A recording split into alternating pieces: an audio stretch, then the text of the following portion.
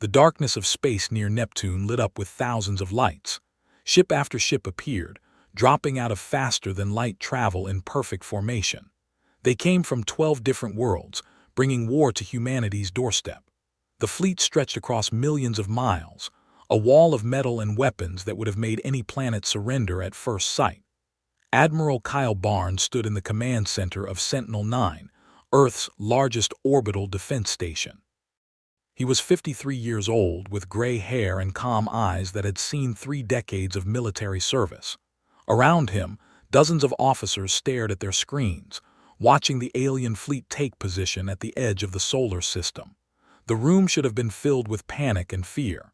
Instead, it was quiet, almost peaceful. A communication request flashed on the main screen. Kyle nodded to his communications officer, who opened the channel. The image that appeared showed a creature that looked like a 7-foot-tall lizard standing upright. Its scales were dark green, and its eyes were yellow with black slits. When it spoke, a computer translated its words into English. The creature identified itself as Vexthor, Supreme Commander of the Galactic Council Fleet. Its voice was deep and carried the weight of absolute authority. The message was simple and direct. Humanity had been observed for 75 years. In that time, Earth had fought 2 global wars, developed nuclear weapons, and nearly destroyed itself multiple times. The Council had decided that humanity was too dangerous, too violent, and too unstable to be allowed to spread across the galaxy. Vexthor gave humanity 48 hours to surrender. All weapons must be disabled. All military vessels must power down. All space stations must open their doors to Council inspection teams. If humanity complied, they would be placed under Council protection and guidance. They would be allowed to live on Earth but forbidden from traveling beyond their moon. If humanity refused, the Council fleet would destroy every human presence in space and bombard Earth until surrender was the only option left. The transmission ended. The command center remained silent for a long moment. Then Kyle did something that surprised everyone in the room. He smiled. It started small, just a slight curve at the corner of his mouth. Then it grew into a genuine grin. He turned to look at his second-in-command, Lieutenant Commander Lisa Hayes. Lisa was already smiling too. She was 41 with short brown hair and sharp features. She had served under Kyle for 12 years and knew exactly what he was thinking. She leaned close and spoke quietly so only he could hear. These aliens really have no idea what they just did, do they? It was not a question. Kyle shook his head slowly, still smiling. No, they really don't. He turned to his communications officer. Open a secure channel to Earth Command. Maximum encryption. Tell them we need to implement Protocol Jester. Full deployment, all assets, no restrictions. The officer's fingers flew across his console. Within seconds, the encoded message was racing toward Earth at the speed of light. Kyle looked back at the screen showing the alien fleet. They hung there in space, confident and powerful, waiting for humanity's surrender. They would be waiting a long time. All across the solar system, similar reactions played out. On Mars, the military commanders received the ultimatum and started laughing. In the asteroid belt, mining station crews who were actually disguised military units began preparing their hidden weapons. On Earth's moon, the defense platforms that looked like communication satellites began powering up systems that were definitely not designed for sending messages. The aliens expected fear. They expected panic. They expected desperate pleas for mercy. What they got was something they could never have predicted. Humanity was preparing for war, and humans were happy about it. On Earth, President Gregory Walsh sat in the Situation Room deep beneath the White House. The room was filled with military leaders, scientists, and advisors. Everyone had seen the alien transmission. Everyone knew what it meant. A holographic display in the center of the table showed the alien fleet in detail. 15,000 ships, multiple weapon types, shield technology that Earth scientists still did not fully understand.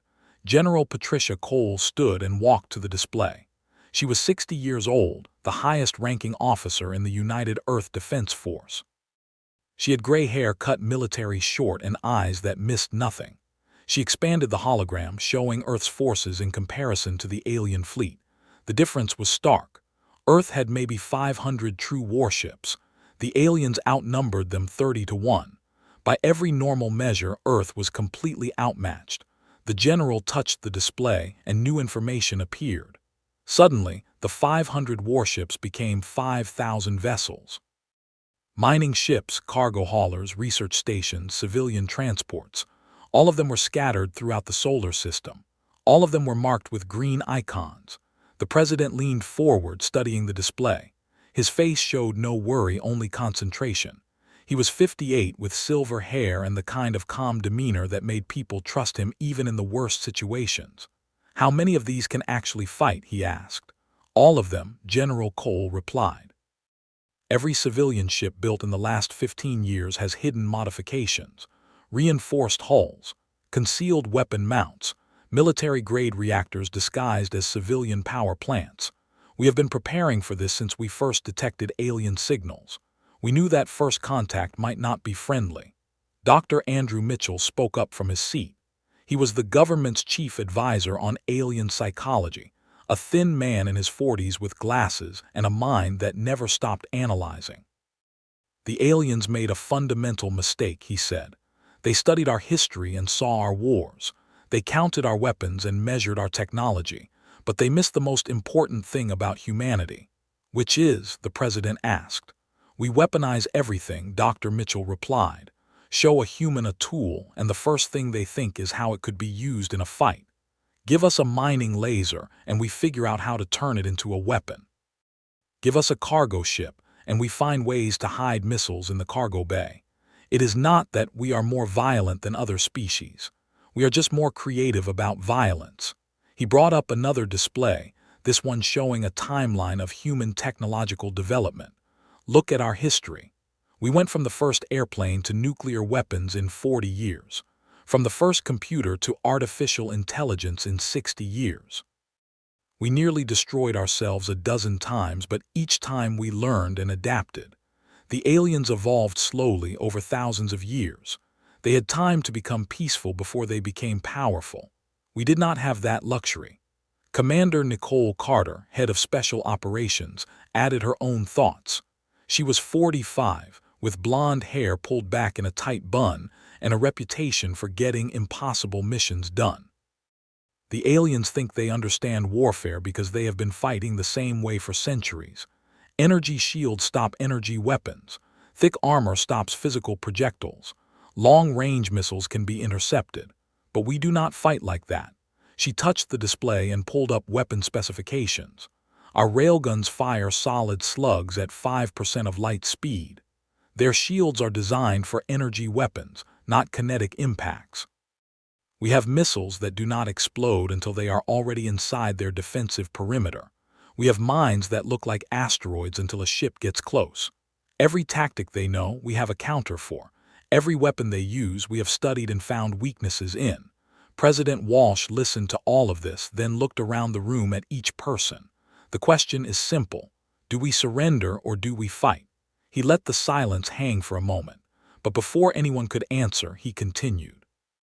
"Actually, I already know the answer. Americans do not surrender. Humans do not surrender. So the real question is, how do we win?" General Cole pulled up the battle plan that had been prepared years ago, waiting for this exact moment. "We let them come to us. We make them think we are weak and scared. We let them penetrate deep into the solar system. Then we hit them from every direction at once with weapons they do not expect. We turn our entire solar system into a trap." The president studied the plan for several minutes. Around the table, military leaders and advisors waited. Finally, he nodded. "Do it. Full authorization for Protocol Jester, and may God have mercy on anyone who gets in our way." The meeting ended. Orders went out across every communication channel. From the orbital stations around Earth to the mining colonies in the asteroid belt, from the military bases on Mars to the research outposts in the outer system, humanity received the same message. The galaxy has come for war. Show them what humans do to bullies.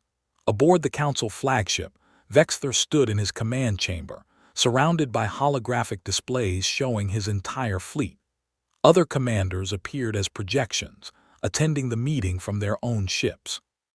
There was Admiral Crix, an insectoid creature whose species had been part of the Council for 3,000 years.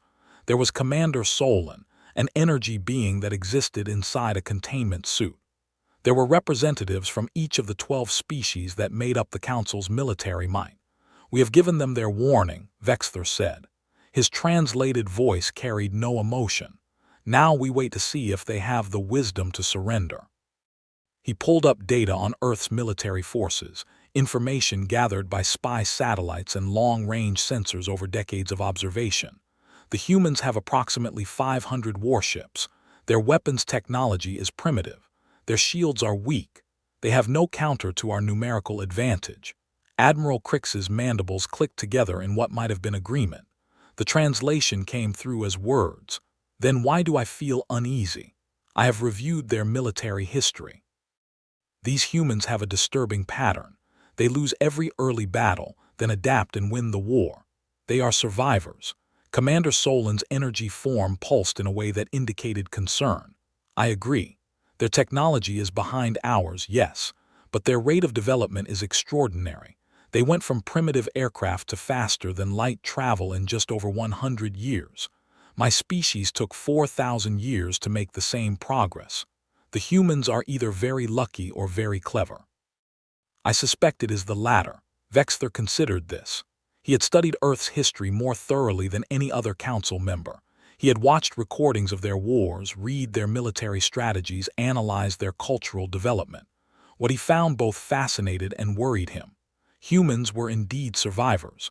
More than that, they were innovators. When faced with a superior enemy, they did not surrender. They changed the rules of engagement. "But numbers do not lie," Vexthor said finally. "We have 15,000 ships to their 500. Even if every human vessel fights to destruction, we will overwhelm them through sheer force. The question is not whether we will win. The question is how much it will cost us. That is why I ordered maximum defensive posture.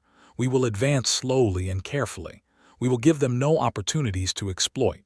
The other commanders agreed. The Council had voted for this action with near unanimity. Only 2 species had argued against direct military intervention, suggesting instead a blockade and isolation. But the majority had decided that humanity needed to be dealt with decisively. Better to act now, while humans were still weak, than wait until they became a true threat. The meeting ended. Vexthor returned his attention to the tactical displays. His fleet was in position, ready to advance on his command. He had fought in 17 campaigns over his long military career. He had faced pirates, rebels, and rogue colonies. He had never lost a battle. This one, he was certain, would be no different. What Vexthor did not know, could not know, was that every assumption he had made was wrong. The number of human warships was correct, but the definition of warship was about to change. The assessment of human technology was accurate, but only if you looked at what humans showed the galaxy. The evaluation of human tactics was based on historical data that was 75 years old. Humanity had learned new tricks since then. As the 48-hour deadline approached, strange things began happening throughout the solar system. Mining ships that had been working in the asteroid belt suddenly stopped their operations and began moving toward defensive positions. Cargo haulers that had been traveling between planets changed course and headed for rally points. Research stations started broadcasting emergency evacuation requests, claiming their life support systems were failing. The Council fleet's sensors picked up all of this activity. To them, it looked like panic. Civilians were fleeing. Workers were abandoning their posts. Humanity was preparing to surrender, or so it seemed. Vexthor ordered his fleet to begin the advance. They would cross into the inner solar system and establish positions near Jupiter. From there, they could strike at Mars or Earth within hours. Captain Ryan Foster sat in the command chair of the mining vessel Rustbucket. The name was painted on the hull in faded letters, and the ship looked every bit as worn out as the name suggested. Patches covered old meteor impacts. The hull showed decades of wear. The identification beacon listed it as a 60-year-old ore hauler registered to the Foster Mining Company. None of that was true. The Rustbucket was only 8 years old. The patches were cosmetic. The worn appearance was carefully maintained, and while it was registered to Foster Mining, that company was wholly owned by Earth's Military Intelligence Service. Ryan Foster was not a civilian captain. He was a commander in the Earth Defense Force, and his crew of 12 were all trained military personnel. Ryan was 39 years old, tall and lean from years of living in low gravity. He had brown hair that was always slightly too long for military regulations and an easy smile that made people trust him. Right now, he was watching his sensors as the alien fleet approached his position. His ship was broadcasting a distress call, claiming engine failure and requesting evacuation assistance. The aliens were ignoring them, as expected. They had bigger concerns than one broken-down mining ship. His weapons officer, Lieutenant Sarah Mitchell, ran final checks on their hidden systems. Sarah was 32, with red hair and green eyes that could go from friendly to deadly in an instant. She had been Ryan's weapons officer for 5 years, and they worked together like they could read each other's minds. All systems green, she reported quietly. Railguns are loaded and targeting computers are locked on. Energy weapons are charged. Missile tubes are ready. We can engage on your order. Ryan nodded but did not give the order yet. Not yet. Let them get closer. Let them think we are helpless. The rust bucket continued to drift, its distress beacon calling out to anyone who might listen. Around it, hundreds of other civilian vessels did the same. Some claimed mechanical failures. Others reported medical emergencies. A few simply broadcast panicked messages saying they were trying to flee to Earth. The alien fleet passed through the outer solar system with barely a glance at these desperate civilian ships. Why would they worry about unarmed miners and traders when they had a planet to conquer? It was exactly the response humanity had predicted. The aliens thought like military commanders because they were military commanders. They focused on military targets and ignored civilians. What they did not understand was that in humanity's military doctrine, there was no such thing as a purely civilian vessel. Every ship that left Earth's orbit was designed with dual purpose in mind. Mining lasers that could cut through asteroids could also cut through armor. Cargo holds that carried ore could carry missiles just as easily. Industrial reactors built to power mining equipment could power military weapons without any modifications. The 48-hour deadline passed. Earth sent no surrender. Instead, President Walsh broadcast a message to the Council fleet. It was brief and polite. He thanked them for their concern about humanity's future. He acknowledged their superior numbers and technology. Then he explained that Earth would not be surrendering today or any day. Humanity had earned its place among the stars through hard work and sacrifice. They would not give it up because someone else decided they were dangerous. The president ended the message with a simple statement. We know you have come here to fight. We know you believe you will win easily. We look forward to showing you why that was a mistake. Then the transmission cut off. Aboard the Council flagship, Vexter received the message with something close to respect. The human leader had courage, he would grant them that. But courage without power was just foolishness. He ordered the fleet to advance to combat speed. The time for warnings was over. The time for action had begun. The alien fleet accelerated, moving from the outer system toward Jupiter's orbit. Their formation was tight and professional. Shields were at maximum power. Weapons were ready. Long-range sensors swept space ahead of them, looking for any sign of human military vessels. They found none. The only ships in range were those same civilian vessels still broadcasting their distress calls. Admiral Crix, commanding the vanguard of the fleet, felt his unease growing. Where were the human warships? Every military doctrine in the galaxy said you met your enemy as far from your homeworld as possible. You did not let an invading force penetrate deep into your territory.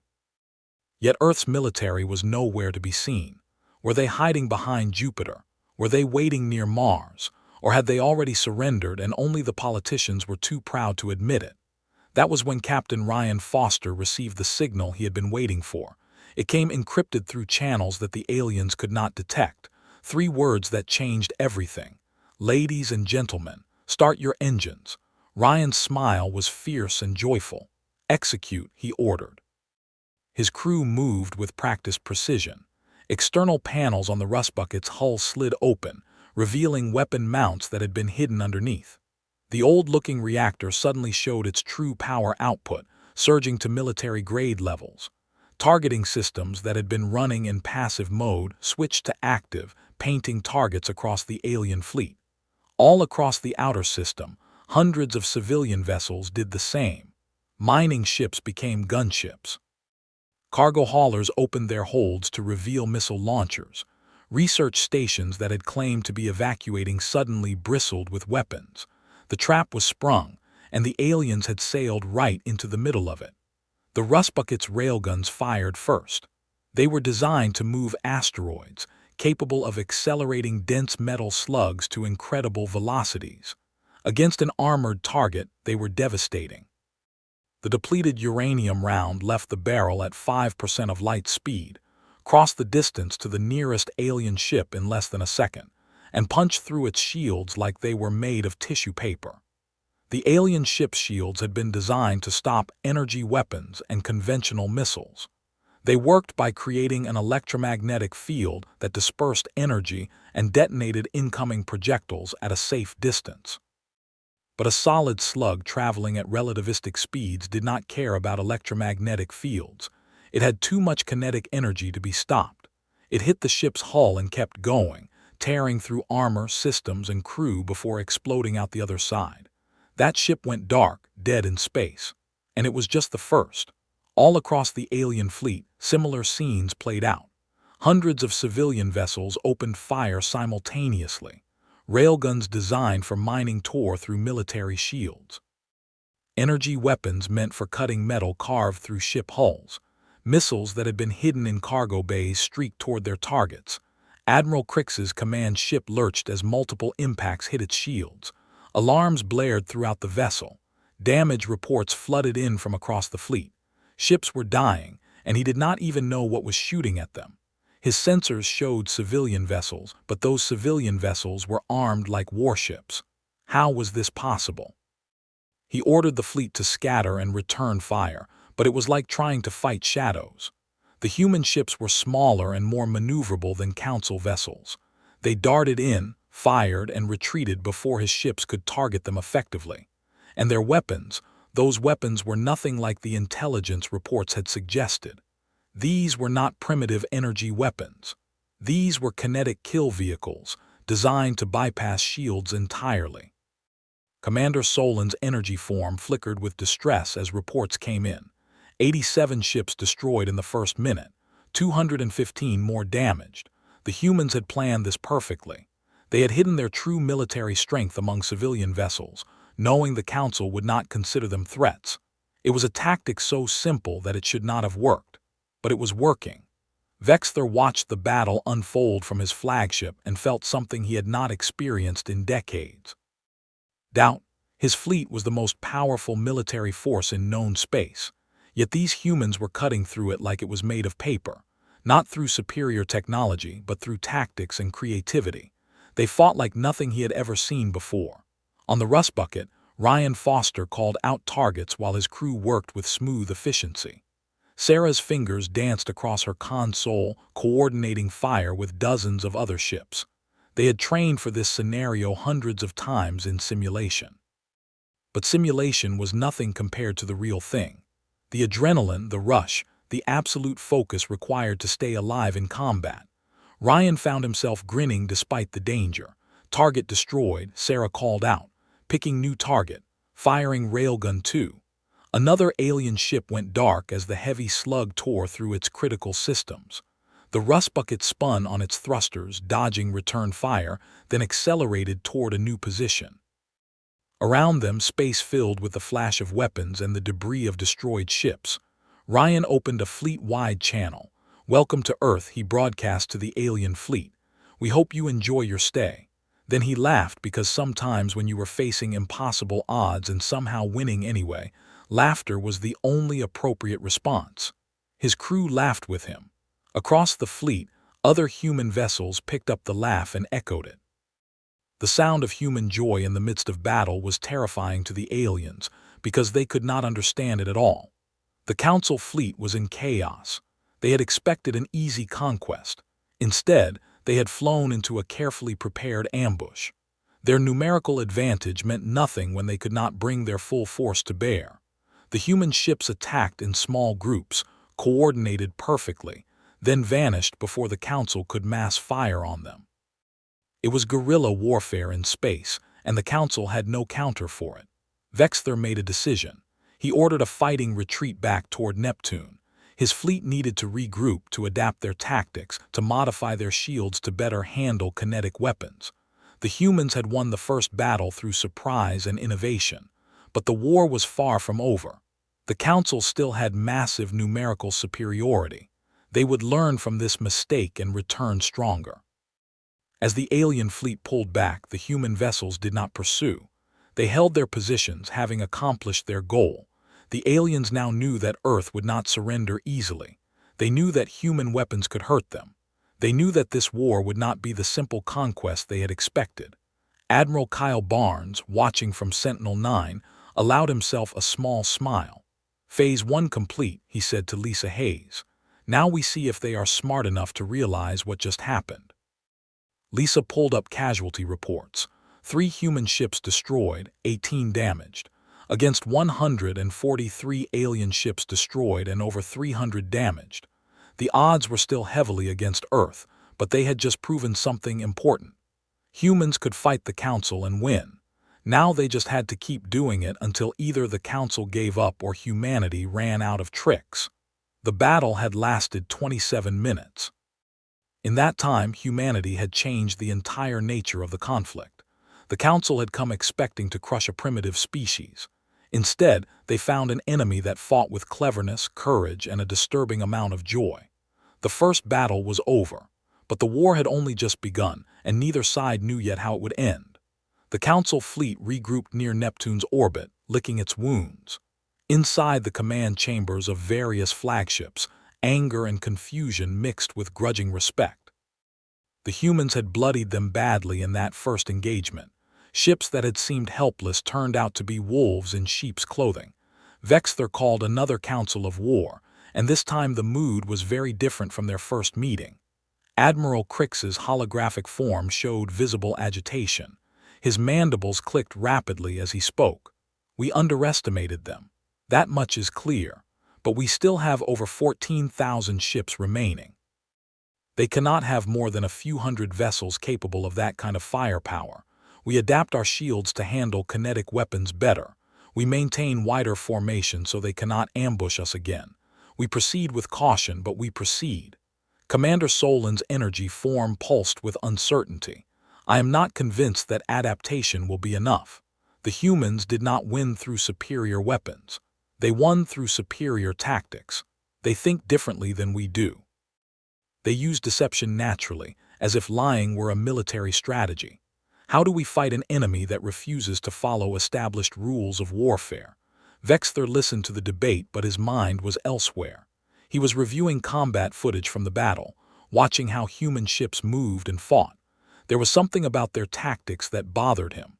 They did not fight to destroy the entire fleet. They fought to inflict maximum damage while minimizing their own losses. It was efficient, almost cold in its calculation. These were not warriors drunk on battle fever. These were soldiers executing a careful plan. More troubling was the laughter. Multiple recordings captured human communications during the battle, and many included laughter. Not the nervous laughter of fear, but genuine amusement. The humans were enjoying themselves. Vexthor had fought many species over his long career. Some fought with honor, some fought with rage, some fought with cold efficiency. But he had never encountered a species that fought with joy. "We will proceed," Vexthor announced finally, "but we will assume that everything we see is a trap. Every civilian vessel is potentially hostile. Every empty space might hide mines or weapons platforms. The humans have proven they are clever. We must be more clever. We advance toward Jupiter at quarter speed. Full sensor sweeps at all times. Any vessel that does not respond to hails is to be destroyed on sight." The Council fleet began moving again, but this time there was no confidence in their formation. Ships maintained maximum distance from each other. Shields were constantly cycled through different frequencies. Weapon crews stood at constant alert. They were no longer an army expecting easy victory. They were an army that had learned to fear their enemy. On Earth, President Walsh met again with his military commanders. The mood in the Situation Room was cautiously optimistic. The first battle had gone better than anyone dared hope, but everyone knew that one victory did not win a war. The aliens still had massive numerical superiority. Earth's trump cards had been revealed. The next engagement would be much harder. General Cole brought up the tactical display showing the alien fleet's new position and formation. They are being much more careful now. Wide spacing, constant scanning, defensive posture. They will not fall for the same trick twice. We need to hit them with something they are not expecting. Commander Nicole Carter smiled. That is exactly what we plan to do. She touched the display and highlighted the asteroid belt. The aliens think the asteroids are just rocks. Some have mining equipment but nothing military. They are wrong. We have been hollowing out asteroids and building weapon platforms inside them for 15 years. The entire belt is one giant minefield, and they are about to sail right through it. Dr. Mitchell added his analysis. The psychological impact is just as important as the physical damage. Each time we surprise them, each time we reveal a new capability they did not expect, we erode their confidence. Military doctrine is built on predictability. You train for expected scenarios, but humans specialize in unexpected scenarios. We are chaos agents, and that terrifies them. President Walsh nodded. How many installations do we have in the belt? He asked the question even though he already knew the answer. He wanted everyone in the room to hear it spoken aloud. 347, General Cole replied. Everything from small missile platforms to large directed energy weapons, plus another 82 that are just decoys designed to draw fire. When they enter the belt, they will have to choose between going slow and careful, which gives us more time to prepare other defenses, or going fast and accepting casualties. Either way, we win. On Ceres Station, Commander Jake Sullivan prepared his people for what was coming. Ceres was the largest asteroid in the belt and had been humanity's main mining base for 30 years. It was also the most heavily armed fortress in the solar system outside of Earth itself. The entire interior of the asteroid had been carved out and filled with weapons, power generators, and living quarters for 5,000 military personnel. Jake was 42 years old with dark hair starting to show gray at the temples and a face weathered from years in space. He had overseen the construction of Ceres Station's defenses personally. He knew every weapon system, every tunnel, every backup generator. If the aliens wanted to take the belt, they would have to go through him first. His second in command, Major Kevin Wright, ran final systems checks. Kevin was 35, built like a weight lifter, and had the kind of mind that could juggle a dozen tactical problems simultaneously. All systems show green, he reported. Missile silos are loaded. Railguns are calibrated. The new directed energy weapons are charged and ready. We can sustain full combat operations for 72 hours before we need to worry about ammunition. Jake nodded but kept watching the long-range sensors. The alien fleet was still days away at their current speed, but he wanted to be ready. The directed energy weapons were his secret pride. They had been developed using theories adapted from alien technology that Earth's spy satellites had observed. Humanity could not build shields as good as the Council's, but they had figured out how to punch through those shields with concentrated energy pulses. The weapons worked by releasing multiple energy bursts in rapid succession, each one at a slightly different frequency. The alien shields would adapt to stop the first burst, but by the time they adapted, the second burst with a different frequency was already hitting them. It was like trying to block punches from 6 different directions at once. Eventually, something got through. 3 days later, the Council fleet reached the outer edge of the asteroid belt. Vexthor ordered reduced speed and increased scanning. His sensors showed thousands of asteroids, many with signs of mining activity. His intelligence reports said humans had been mining the belt for decades. Most of the asteroids showed normal readings. Metal ores, ice deposits, abandoned equipment. Nothing that looked like a military installation. But Vexthor had learned not to trust normal readings. He ordered his ships to proceed in single file, using the largest vessels as shields for the smaller ones. They would treat every asteroid as potentially hostile until proven otherwise. It would make their passage through the belt slow, but slow and alive was better than fast and dead. The fleet had penetrated about a third of the way into the belt when the first asteroid opened fire. One moment it looked like any other rock in space. The next moment, panels slid away from its surface and missile silos revealed themselves. Dozens of missiles launched simultaneously, accelerating toward the alien fleet with sophisticated guidance systems that made them nearly impossible to intercept. Admiral Crix's ship was the first to be hit. His point defense systems managed to destroy most of the incoming missiles, but 3 got through. They were not conventional explosives. They were nuclear-pumped laser weapons, designed to detonate at precise range and focus all their energy into a coherent beam. The beams hit his shields and burned through them in seconds, carving deep wounds into his ship's hull. Alarms screamed throughout the fleet. More asteroids revealed themselves as weapon platforms. The humans had turned the entire belt into a death trap. Missiles, railguns, and energy weapons all opened fire from multiple directions.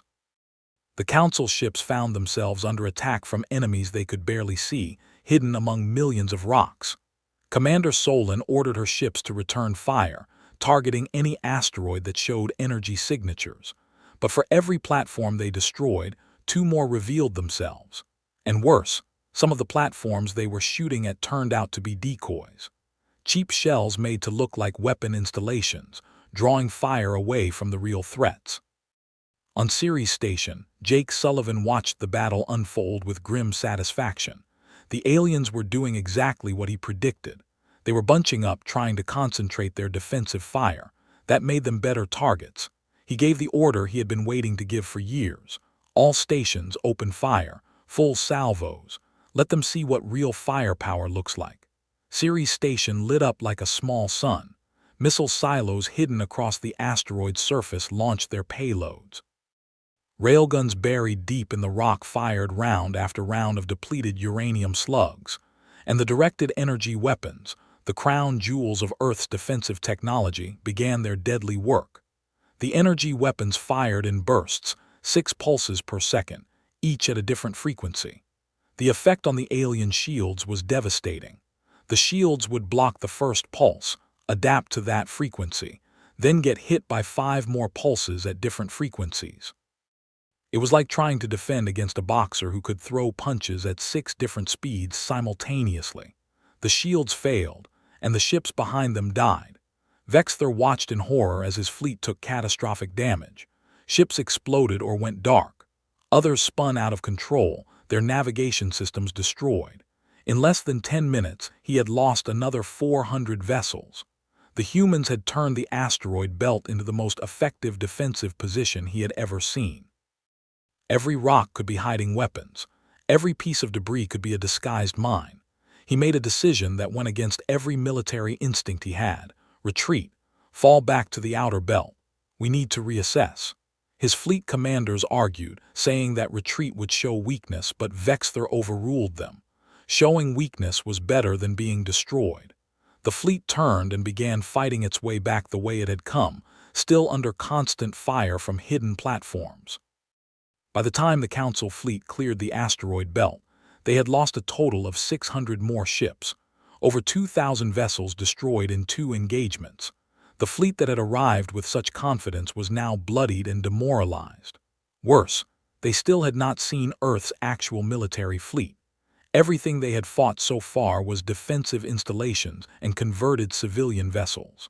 Admiral Crix's ship was heavily damaged and had to transfer command to a backup vessel.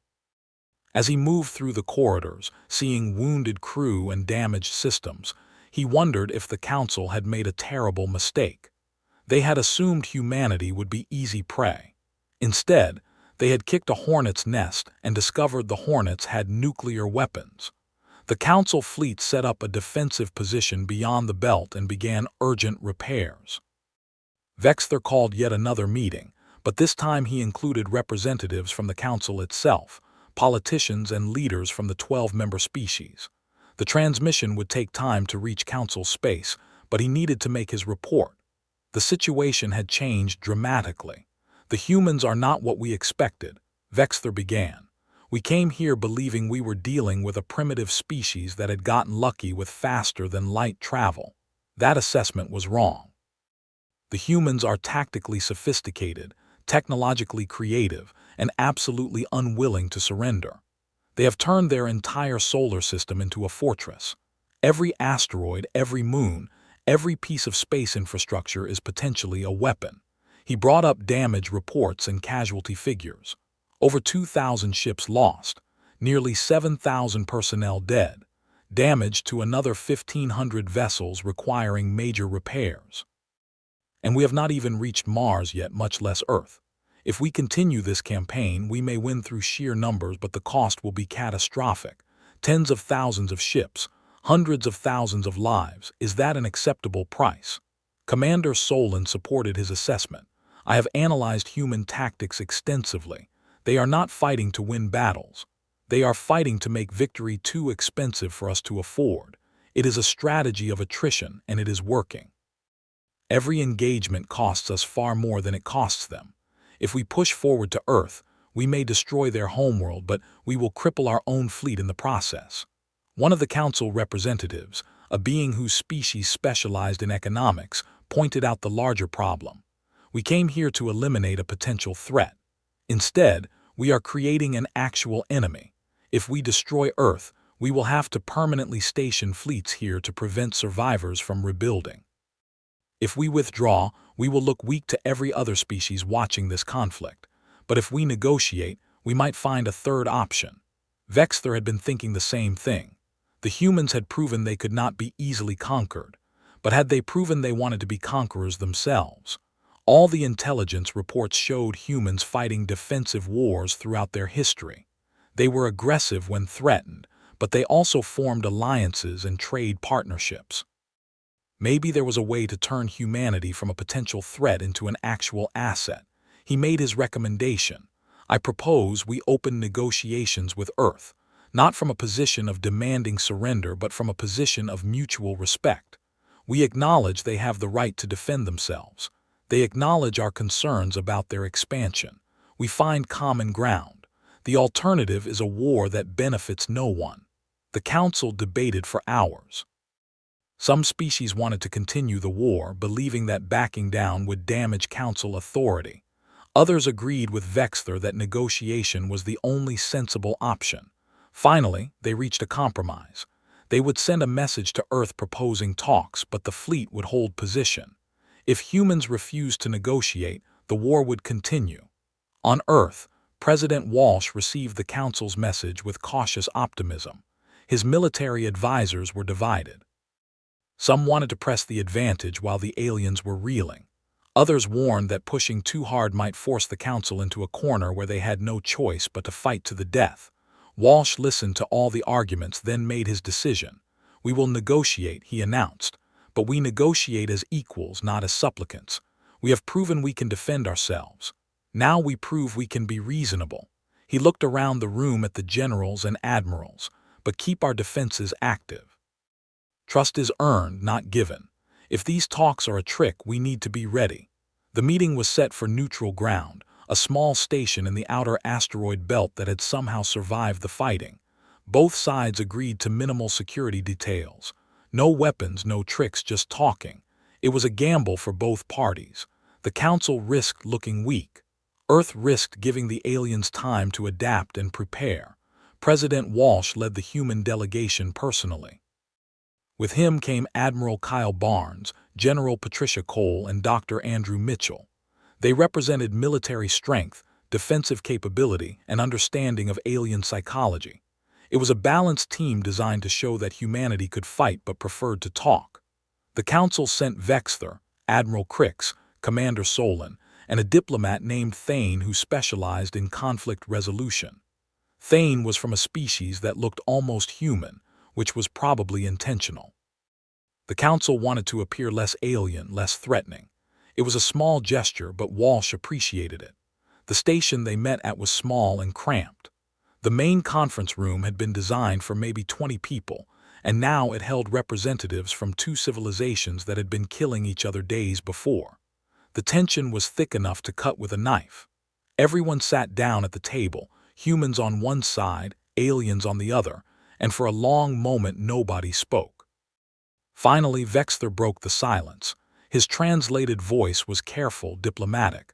We came here believing humanity was a threat that needed to be contained or eliminated. We were wrong about the elimination part. You have proven you cannot be easily defeated, but the question remains whether you are a threat to galactic peace. President Walsh leaned forward, his hands folded on the table. Let me ask you a question. In 75 years of observing Earth, how many times did you see us attack another species? How many times did we invade a neighbor? How many times did we start a war rather than finish one? The answer, of course, was zero. Humans fought each other constantly, but they had never encountered another intelligent species until the Council arrived. Vexter acknowledged this point, but argued that human history of violence suggested they would be aggressive once they encountered other species. Dr. Mitchell spoke up. You are making the same mistake many people make when studying humans. You see our capacity for violence and assume that is all we are, but you are ignoring our equally strong capacity for cooperation. Yes, we fight, but we also form alliances, build trade networks, create international laws. We nearly destroyed ourselves several times, but each time we pulled back from the brink. We learned. He pulled up historical data on a portable display. Look at our last 100 years. We went from global warfare to global cooperation. We established international organizations. We created nuclear treaties. We started working together to solve common problems like climate change and disease. We are violent, yes, but we are also adaptable. We learn from our mistakes. Admiral Crix, his wounds from the battle still being treated, asked the obvious question. If you are so peaceful now, why did you fight us so effectively? Why did you hide weapons on civilian vessels? Why did you turn asteroids into fortresses? That does not sound like a peaceful species. Admiral Kyle Barnes answered, because we knew this might happen. When we first detected alien signals, we had to prepare for two possibilities. One, that aliens would be friendly and we could join the galactic community peacefully. Two, that aliens would be hostile and we would need to defend ourselves. We hoped for the first but prepared for the second. Turns out we were right to prepare. General Cole added her perspective. Every weapon we built, every defensive installation we created was designed with one purpose: survival. We did not build an invasion fleet. We built a defensive network. There is a difference. Our weapons are designed to stop an attacker, not to conquer territory. Thane, the council diplomat, listened carefully to all of this. His role was to find common ground, and he thought he saw an opening. So if I understand correctly, humanity's military preparations were purely defensive. You had no plans to expand aggressively into council space. You simply wanted the ability to say no if someone tried to conquer you. Exactly, President Walsh confirmed. We want to explore the galaxy. We want to trade with other species. We want to learn and share knowledge. But we want to do all of that as free people, not as subjects or slaves. If the price of galactic citizenship is surrendering our independence, then we will stay home and be independent. Commander Solin's energy form pulsed thoughtfully. That is a reasonable position. But how do we know you will remain defensive? What happens when humans spread across the galaxy and become powerful? What stops you from becoming the aggressors then? Dr. Mitchell smiled. The same thing that has stopped us from destroying ourselves for the last 100 years. Self-interest. We learned that cooperation is more profitable than conquest. We learned that trade builds wealth better than war. We learned that diversity makes us stronger, not weaker. These are not just philosophical ideals. They are practical lessons learned through hard experience. He leaned forward, warming to his subject. Look at your own council, 12 species working together. You did not conquer each other. You formed alliances because it benefited everyone. That is exactly what humans want. We want to be part of something larger than ourselves. We want to contribute to galactic civilization, but we want to do it as partners, not as subordinates. The negotiations continued for hours. Both sides presented their concerns and their hopes. The council worried about human unpredictability and aggression. Humans worried about council restrictions and control. Slowly, carefully, they began finding areas of agreement. Both sides wanted peace. Both sides valued trade and knowledge sharing. Both sides recognized that continued war benefited no one. Thane proposed a framework. Earth would be granted provisional membership in the Galactic Council. For 50 years, human expansion would be monitored and evaluated. During this time, humans would have access to council databases and trade networks, but would accept observers on their ships and colonies. After 50 years, if humanity proved they could be responsible galactic citizens, they would be granted full membership. President Walsh considered the proposal. It was not perfect. 50 years of oversight felt like parole rather than partnership. But it was better than war, and it gave humanity what they needed most: time. Time to learn, to grow, to prove themselves. He countered with his own modification. We accept provisional membership and oversight, but in exchange, we want full access to Council's scientific databases and technology.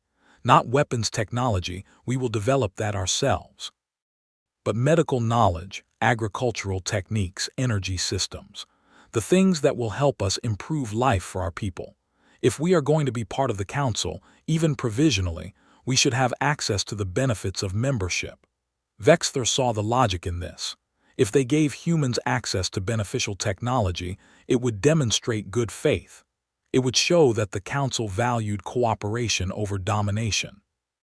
And frankly, human scientific creativity might contribute new insights to technologies the Council had been using for centuries. He agreed to the modification. There was one more sticking point.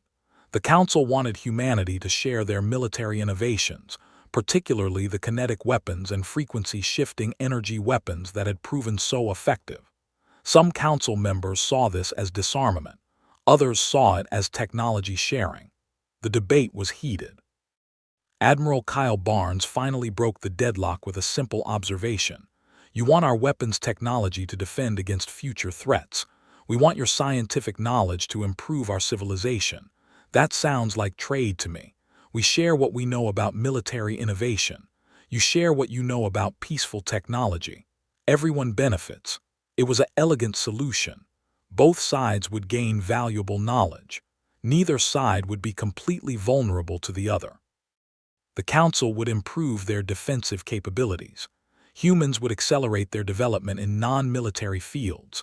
Trust would be built through mutual benefit rather than forced compliance. The treaty was drafted over the next 2 days. Lawyers and diplomats from both sides pored over every word, making sure there were no loopholes or misunderstandings. Finally, it was ready. The signing ceremony was held aboard Sentinel-9, with Admiral Kyle Barnes serving as host. It seemed fitting that the treaty would be signed on the station where the conflict had begun. Representatives from both sides gathered in the station's largest conference room. Cameras recorded everything for broadcast across both human and Council space. This was a historic moment, and everyone knew it. The treaty that would determine humanity's place in the galaxy was about to be signed. President Walsh and Vexthor approached the table where the treaty waited. They had been enemies days before. Now they were about to become allies, or at least partners. Walsh picked up the pen, an old-fashioned instrument that seemed appropriate for such an important moment.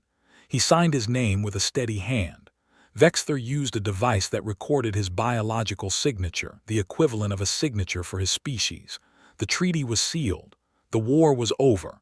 A new era was beginning. Around the room, people from both sides began to relax. Some even smiled. The tension that had filled the air for weeks was finally lifting. Kyle Barnes, watching from the side of the room, allowed himself a small smile. The galaxy had come to destroy humanity and ended up forming an alliance instead. Earth had proven something important. Not that humans were the strongest or the smartest, but that humans were survivors, adapters, and ultimately bridge builders. They could fight when necessary, but they preferred to talk. They could be fierce enemies, but they would rather be friends.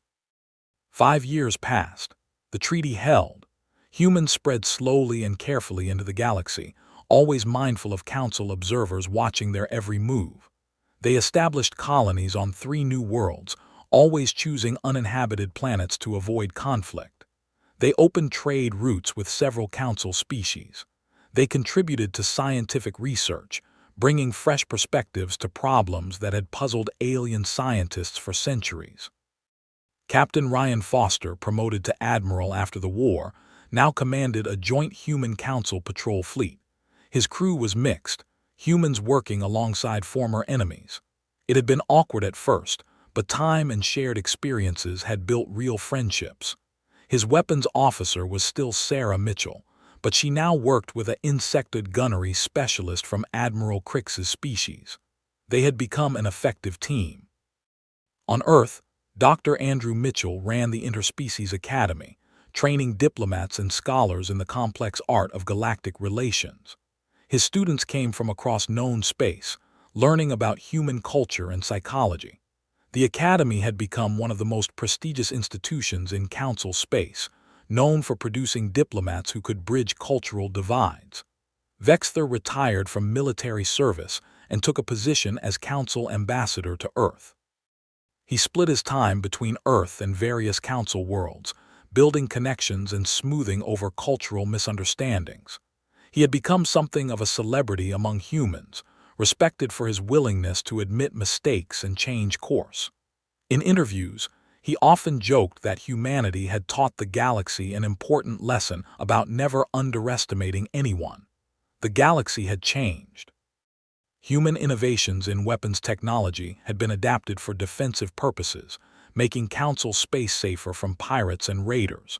But more importantly, human philosophy had begun influencing galactic culture. The idea that peace was worth fighting for had spread. The concept that former enemies could become trusted allies had taken root.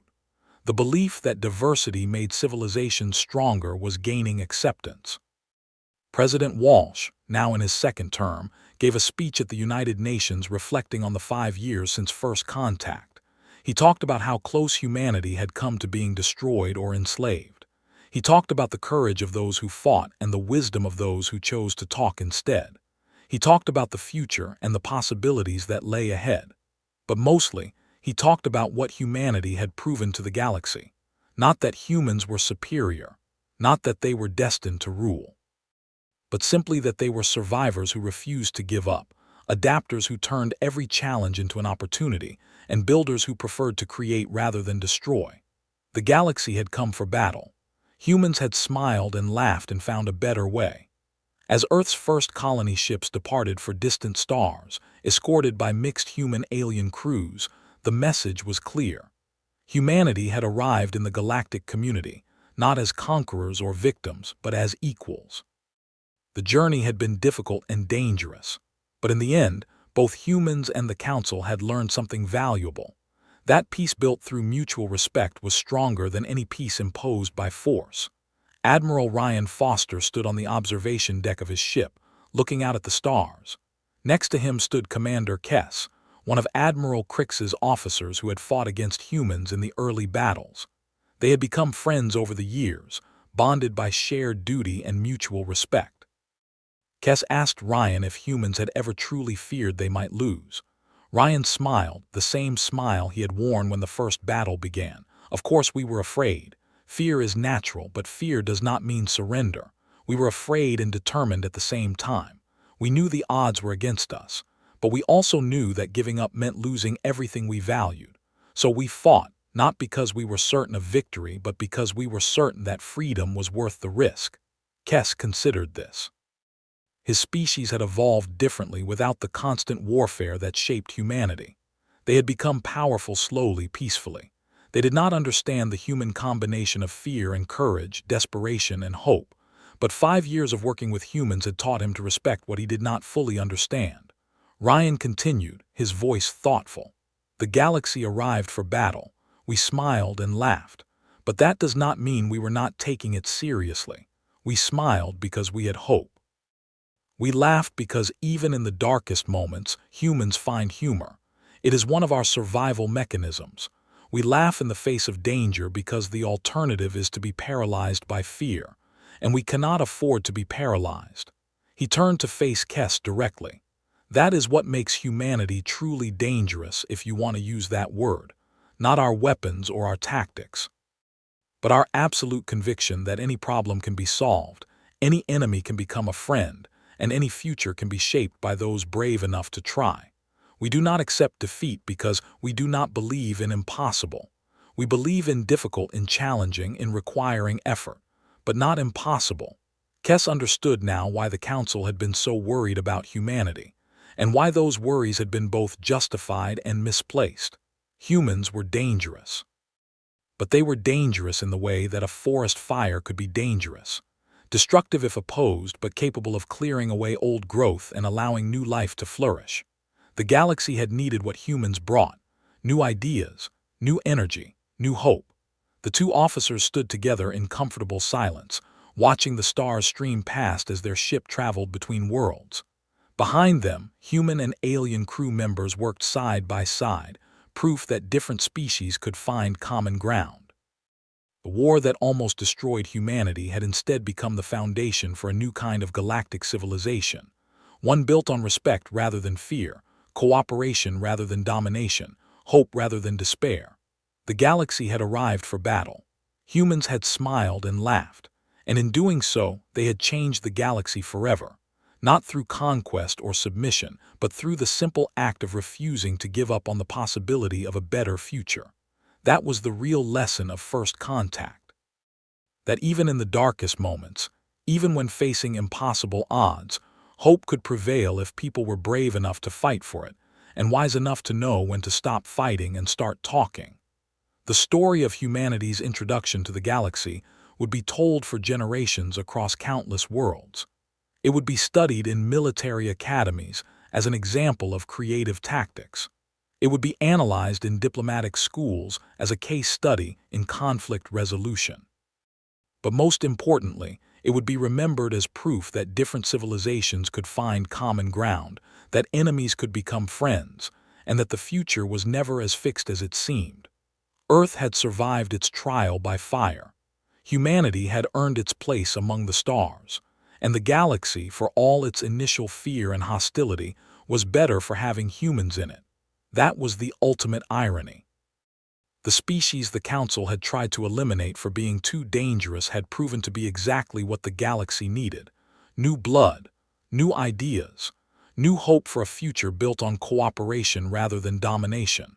The galaxy had arrived for battle. Humans had smiled and laughed and found a better way.